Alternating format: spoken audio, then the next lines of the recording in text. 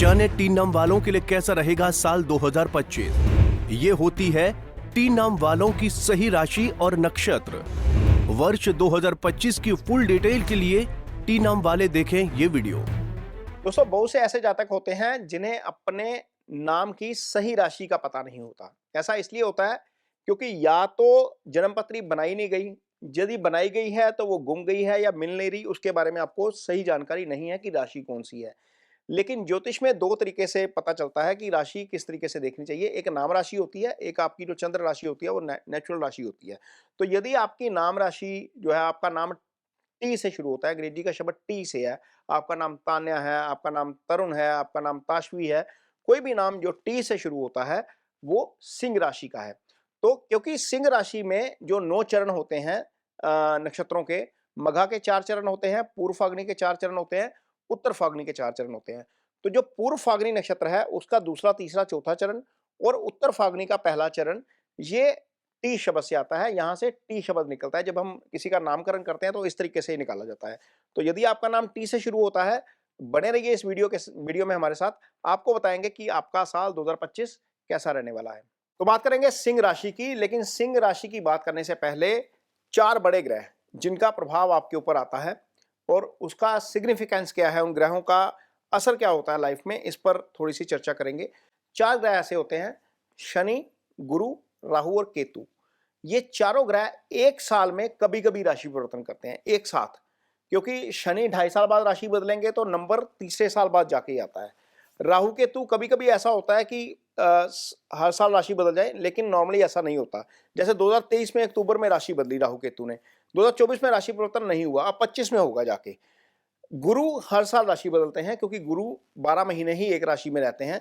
तो 2025 ऐसा होने जा रहा है जिसमें चारों ग्रह राशि बदलेंगे और सिंह राशि के ऊपर इसका क्या असर आएगा, ये जानने की कोशिश करेंगे। चारों ग्रहों के जो परिवर्तन होंगे उसके गोचर का आपके ऊपर क्या असर आएगा।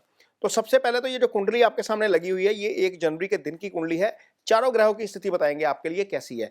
तो सबसे पहले तो 1 जनवरी के दिन आपकी जो दशम भाव है कुंडली का, वहां पर गुरु का गोचर हो रहा है। गुरु यहीं पर रहेंगे, आपकी कुंडली में गुरु रहेंगे 15 मई तक, यानी कि पहले 4.5 महीने गुरु आपके दशम भाव को प्रभावित करेंगे। दूसरा धन भाव होता है उसको प्रभावित करेंगे और छठा आपका लिटिगेशन, रोग ऋण शत्रु का भाव होता है उसको प्रभावित करेंगे। और गुरु की दृष्टि सब जानते हैं कि अच्छी होती है। जहां पर गुरु बैठे हैं, ये देखिए, ये जो ट्रायंगल बन रहा है आपके सामने इस चार्ट के ऊपर, इसको इकोनॉमिक ट्रायंगल बोलते हैं, ये अर्थ ट्रायंगल है। तो यहां पर गुरु पहले 4.5 महीने आपका इकोनॉमिक ट्रायंगल एक्टिवेट रखेंगे। अब बात करते हैं शनिदेव की। शनिदेव आपकी कुंडली में इस समय सप्तम भाव से गोचर कर रहे हैं। सप्तम भाव में आपकी कुंडली में शनिदेव की अपनी राशि कुंभ आती है। हालांकि शनि का गोचर छठे भाव में अच्छा होता है, लेकिन सप्तम में हम इसको न्यूट्रल मान के भी चलेंगे, क्योंकि यहां पर सब जो है वो शनि अपनी मूल त्रिकोण राशि में है, अष्टम से के मुकाबले अच्छे हैं। लेकिन यहां पर ज्यादा देर नहीं रहेंगे सप्तम में, आगे जाकर अष्टम में आ जाएंगे।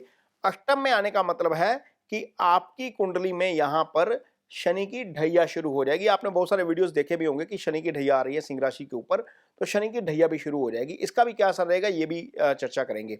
तो ये 2 ग्रह बदलेंगे और तीसरा और चौथा ग्रह राहु केतु जो एक ही साथ बदलते हैं, वो 29 मई को जाकर बदलेंगे। इस समय क्या हो रहा है, जो सिंह राशि के जातक हैं उनके लिए दूसरे भाव में और अष्टम में गोचर हो रहा है ये वाला, क्योंकि 6 राशि में इस समय केतु गोचर कर रहे हैं और 12 राशि में इस समय राहु गोचर कर रहे हैं। तो राहु का अष्टम में जाना अच्छा नहीं, केतु का दूसरे भाव में जाना अच्छा नहीं। ये गोचर किसी भी लिहाज से अच्छा नहीं था, दोनों का ही अच्छा नहीं था। यदि केंद्र में हो तो फिर हम थोड़ा सा न्यूट्रल मान के चलें, लेकिन अष्टम का और दूसरे का तो गोचर अच्छा नहीं है, क्योंकि अष्टम आयु स्थान है, ये जो है वो अच्छा स्थान नहीं होता। यहाँ से राहु का गोचर भी अच्छा नहीं है, यहाँ पर राहु की प्लेसमेंट होना भी अच्छा नहीं होता। दूसरा भाव चूंकि धन भाव है, यहाँ पर केतु का गोचर वैसे ही अच्छा नहीं है, तो ये गोचर भी आपके लिए अच्छा नहीं था। ये गोचर आपके लिए थोड़ा सा अब आगे जाकर न्यूट्रल होगा, आगे बताएंगे। 29 मई को आप देखिए कुंडली में आपकी राशि के ऊपर से केतु का गोचर शुरू हो जाएगा और सप्तम में राहु आ जाएंगे, यहाँ पर यह स्थिति होगी। और गुरु का गोचर जो होगा, गुरु का गोचर आप जो है पहले बता दिया आपको कि 15 मई को होगा, वो आगे निकल जाएंगे। और गुरु का गोचर आपकी कुंडली में होगा 15 मई को 11वें भाव में आ जाएंगे वो। अब 11वें भाव में जब गुरु आएंगे तो 11वें भाव का गुरु का गोचर अच्छा होता है। तो कुल मिलाकर एक गोचर आपके लिए अच्छा है, गुरु का बहुत अच्छा होने जा रहा है। राहु केतु का गोचर आप न्यूट्रल मान के चलिए, लेकिन शनि का गोचर आपके लिए अच्छा नहीं होगा। शनि जो है वो समय के कारक ग्रह हैं। शनि आपकी लाइफ में कौन सा इवेंट किस समय होगा ये डिसाइड करते हैं। गुरु ब्लेसिंग्स देते हैं, गुरु ब्लेसिंग्स के कारक हैं। तो यहां पर पहले 4.5 महीने गुरु की ब्लेसिंग्स रहेगी आपके धन स्थान के ऊपर, जहां से इस समय केतु का गोचर हो रहा है। वो भाव गुरु के कारण ही न्यूट्रलाइज है। न्यूट्रलाइज मतलब है कि वहां पर बहुत ज्यादा धन की हानि नहीं है। और यदि गुरु यहां से हटेंगे तो केतु भी वहां से हट जाएंगे, तो वो भाव आपका खाली हो जाएगा।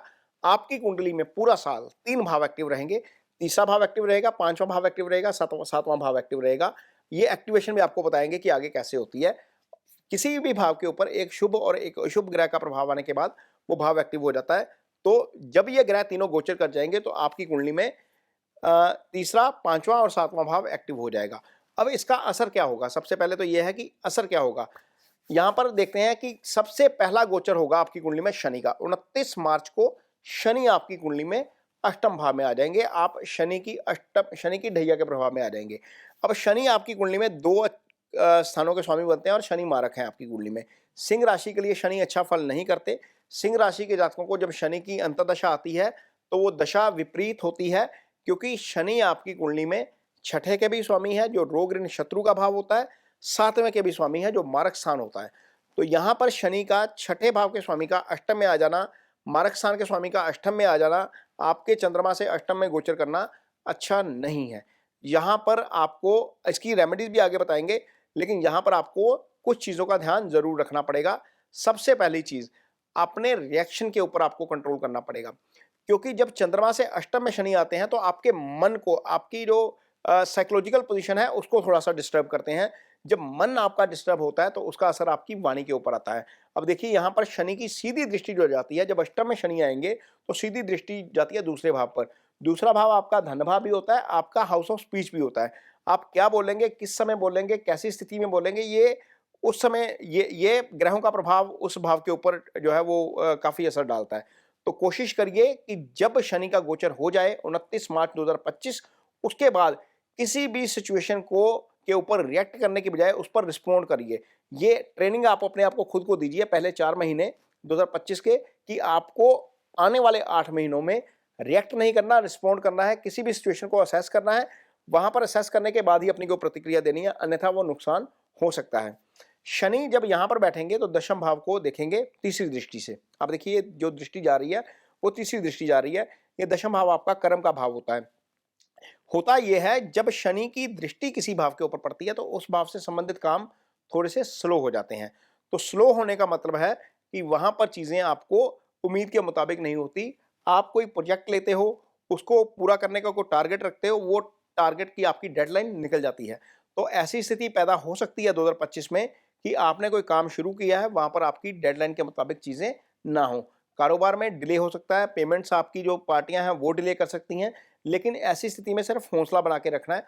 हौसला इसलिए क्योंकि गुरु आय स्थान में है, गुरु की भी आगे चर्चा करते हैं। गुरु आय स्थान में है, वो कैसे मनी का फ्लो आपका ठीक रखेंगे ये बताएंगे आगे आपको। अब आगे बात करेंगे गुरु की, क्योंकि दूसरा गोचर गुरु का होगा और गुरु 15 मार्च को आपके 11th हाउस में आ जाएंगे। 11th हाउस होता है एलिवेशन, 11th हाउस होता है आपकी तरक्की, 11th हाउस होता है आपकी इच्छाएं, 11th हाउस आय भाव है और गुरु इस भाव के कारक हैं।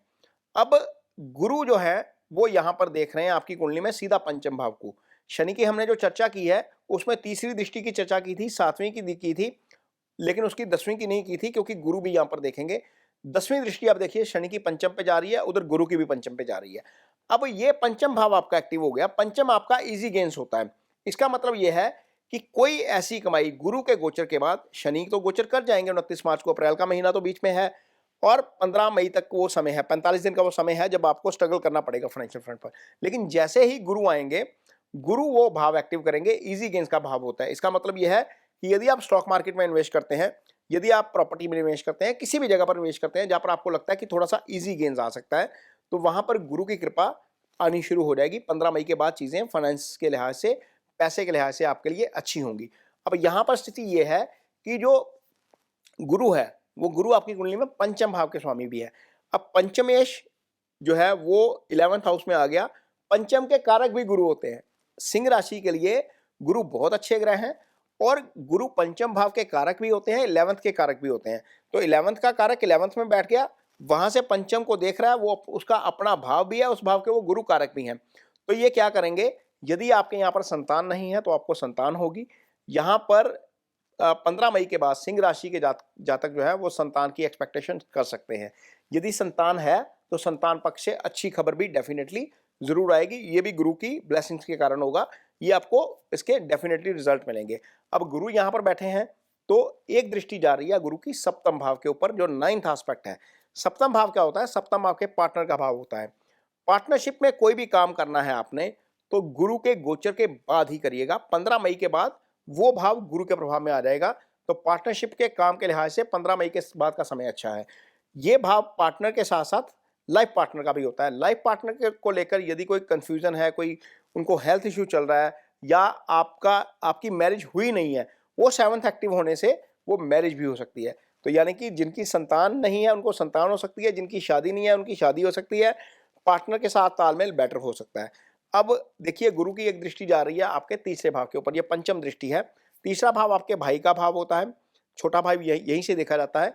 और तीसरा भाव आपकी कुंडली में पराक्रम का भाव होता है। इसका मतलब यह है कि 15 मई के बाद आप जो भी डिसीजन लेंगे उसमें पूरी कन्विक्शन के साथ काम करेंगे, पूरी डिटर्मिनेशन के साथ काम करेंगे। यहाँ पर आपको डेफिनेटली भाई के पक्ष से फायदा हो सकता है, भाई की हेल्थ अच्छी रह सकती है, भाई का तालमेल ज़्यादा बेटर हो सकता है। तो डेफिनेटली इससे भी आपको लाभ होगा। यानी कि कुल मिलाकर जो चीज़ें शनि की अष्टम ढैया जो है वो आकर थोड़ी सी डिस्टर्ब करने वाली थी, उसको आकर गुरु बैलेंस करेंगे 2025 में 15 मई के बाद। अब अगला गोचर जो होना है आपकी कुंडली में वो 29 मई को होगा, वो होगा राहु और केतु का गोचर। अब राहु यहाँ पर अष्टम भाव में गोचर कर रहे हैं। अष्टम दुर्घटना का भाव होता है। राहु का अष्टम में गोचर अच्छा नहीं होता, केतु मार्ग स्थान पे बैठे हुए हैं, ये भी जो है वो स्थिति अच्छी नहीं थी। हालांकि चंद्रमा के ऊपर से भी राहु केतु का गोचर अच्छा नहीं होगा, क्योंकि चंद्रमा के ऊपर से राहु केतु आ जाएंगे। केतु डिससेटिस्फेक्शन पैदा करते हैं। यदि ये पॉजिटिव स्थिति में आ जाए तो आपको डिससेटिस्फेक्शन का मतलब यह है कि आपने कोई काम किया उससे आप संतुष्ट नहीं है, आप अपनी परफॉर्मेंस से संतुष्ट नहीं है। इसको यदि हम पॉजिटिवली देखना चाहें तो हम अपना और ज्यादा एफर्ट्स करते हैं। केतु क्या करते हैं? केतु रिसर्च के कारक ग्रह हैं, केतु आपको डीप लेके जाते हैं चीजों में। तो पॉजिटिव चीज ये हो सकती है केतु के चंद्रमा के ऊपर से गोचर करने के कारण कि आप अपनी ही परफॉर्मेंस से संतुष्ट नजर नहीं आओगे और कोशिश करोगे कि इसको और ज्यादा बेटर किया जाए, और उसका फल आपको डेफिनेटली अच्छा मिलेगा। अब केतु यहाँ पर बैठते हैं तो पंचम को देखते हैं, क्योंकि गुरु भी पंचम को देख रहे हैं, पंचम एक्टिव हो गया। और केतु यहाँ पर बैठेंगे तो 9th को भी देखेंगे, 9th भी एक्टिव होगा। 9th एक्टिव होने का मतलब यह है कि 9th आपका भाग्य स्थान होता है, 9th अध्यात्म के स्थान होता है, और केतु अध्यात्म के कारक ग्रह है। तो 9th का एक्टिव होना केतु के द्वारा ये इंडिकेट करता है कि आप रिलीजियस टूरिज्म की तरफ भी जाएंगे, धार्मिक यात्रा भी करेंगे 2025 में। सिंह राशि के जातकों को ऐसे बहुत से मौके आएंगे 29 मई 2025 के बाद, जब वो धार्मिक यात्रा जाएंगे। कोई वैष्णो देवी जा सकता है, कोई केदारनाथ जा सकता है, कोई शिरडी जा सकता है, किसी गणपति के प्रति आस्था है, किसी की माता रानी के प्रति आस्था है। किसी भी तरह का ट्रैवल आप करेंगे, रिलीजियस टूरिज्म का मौका आपको जरूर मिलेगा। हाँ, इतना जरूर होगा कि केतु जब चंद्रमा के ऊपर से होते हैं तो आपका स्वभाव थोड़ा सा इरिटेशन वाला जरूर हो जाएगा, आप रिएक्ट करेंगे। रिएक्ट मैं इसलिए बोल रहा हूं क्योंकि शनि की दृष्टि दूसरे भाव के ऊपर है। चंद्रमा आपका मन होता है। जब राहु केतु एक्सिस में आता है तो डेफिनेटली उसका नेगेटिव असर जरूर देखने को मिलता है। इस चीज को थोड़ा सा आपको जरूर बैलेंस करना पड़ेगा साल 2025 के लिए। अदरवाइज यदि हम देखें तो राहु सप्तम में बैठेंगे तो 11th को भी एक्टिव करेंगे, क्योंकि 11th में गुरु बैठे हुए हैं, तो गुरु वहां पर भी एक्टिव होंगे। आप देखिए, ये चीज आपके लिए बहुत अच्छी है। तो निश्चित तौर पर आपको इस चीज का बहुत फायदा होगा। तीसरा, पांचवा, सातवां और 11th आपके लिए एक्टिव रहेगा। तो इन चीजों का एक्टिव रहना आपके लिए बहुत अच्छा है। आप बहुत एंजॉय करेंगे इस चीज को लाइफ में, आपको बहुत जो है वो तरक्की भी मिलेगी। लेकिन थोड़ी सी चीजों का आपको ध्यान जरूर रखना पड़ेगा। टेम्परामेंट के ऊपर ध्यान रखना पड़ेगा, अपनी नेचर के ऊपर ध्यान रखना पड़ेगा, अपने बिहेवियर के ऊपर और अपने रिएक्शन के ऊपर थोड़ा सा आपको नियंत्रण करना पड़ेगा। अदरवाइज हेल्थ के लिहाज से यदि देखें तो हेल्थ के लिहाज से भी चीजें ठीक है, कोई बहुत ज्यादा दिक्कत हेल्थ की नजर नहीं आती, क्योंकि छठा भाव जो है वो बहुत ज्यादा पाप प्रभाव में नहीं है। हालांकि जब शनि अष्टम में गोचर करते हैं, छठे भाव के स्वामी हैं, तो कहीं ना कहीं किसी ना किसी कोई ना कोई दिक्कत आ जाती है हेल्थ से संबंधित। यदि आपकी एज ज़्यादा है तो आपको हो सकता है कि कोई ना कोई थोड़ी बहुत दिक्कत आ जाए, लेकिन पूरा साल वैसे कोई बहुत ज़्यादा खराबी नहीं होने वाली है, क्योंकि गुरु जो है वो 11वें भाव में बहुत अच्छे रिजल्ट करते हैं। आपको उसकी ब्लेसिंग्स जरूर मिलेंगी गुरु की। और गुरु जो है वो सिंह राशि के जातकों के लिए अष्टम के स्वामी भी होते हैं। तो अष्टम लंबी बीमारी का भाव होता है। यहाँ के स्वामी का शुभ गोचर में जाना आपके लिए निश्चित तौर पर अच्छा है। तो ये जो है वो सिंह राशि के जातकों के लिए राशिफल रहेगा। जाते-जाते मैं आपको शनि की रेमेडीज़ ज़रूर बताऊँगा, क्योंकि शनि की ढैया शुरू होने वाली है, तो आपको कुछ रेमेडीज़ ज़रूर करनी चाहिए। एक तो सबसे पहले ओम शं शनिश्चराय नमः का जप डेफ़िनेटली आपको ज़रूर करना चाहिए जब शनि की ढैया शुरू हो जाए। काले कपड़े कोशिश करिएगा कि अवॉइड किए जाएँ शनि के पीरियड के दौरान। और इसके अलावा यदि आप शनि मंदिर जाते हैं, तो छाया पात्र में अपना फेस देखकर सरसों का तेल शनिदेव की शिला पर अर्पित कर सकते हैं। यदि आपकी कोई फैक्ट्री है, आप कोई बिज़नेस चला रहे हैं, आप ऐसी पोज़ीशन पे हैं जहाँ पर आपके अंडर स्टाफ़ काम करता है, वहाँ पर आपका बिहेवियर जो है वो स्टाफ़ के साथ कॉर्डियल रहना चाहिए, क्योंकि शनि मासेस को रिप्रेज़ेंट करते हैं, लेबर क्लास को रिप्रेज़ेंट करते हैं। यदि आप इनके साथ कॉर्डियल बिहेवियर में रहते हो, तो शनि के आपको अच्छे रिज़ल्ट मिलते हैं, खराब रिज़ल्ट नहीं मिलते। तो ये 2025 का राशिफल है सिंह राशि के जातकों के लिए। उम्मीद करते हैं कि आपका 2025 बहुत अच्छा रहेगा। भगवान से प्रार्थना है कि आप इस 2025 के साल में लाइफ की सारी जितनी भी खुशियाँ होती हैं, वो भगवान आपको दें। इसके साथ ही मुझे दीजिए इजाज़त। नमस्कार।